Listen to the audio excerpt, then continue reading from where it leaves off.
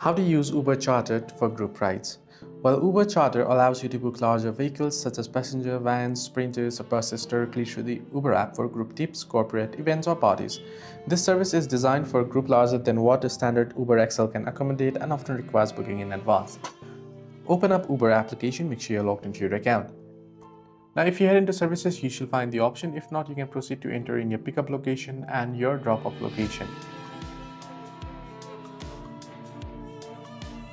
And it'll start showing up the rides, right? So what you want to do is you want to select a vehicle, choose the vehicle type that fits your group size. So look for a particular vehicle there and choose a vehicle that will fit your size.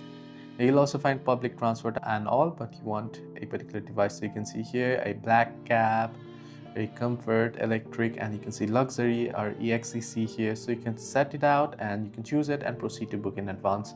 Hope this video helped you. Do like and subscribe.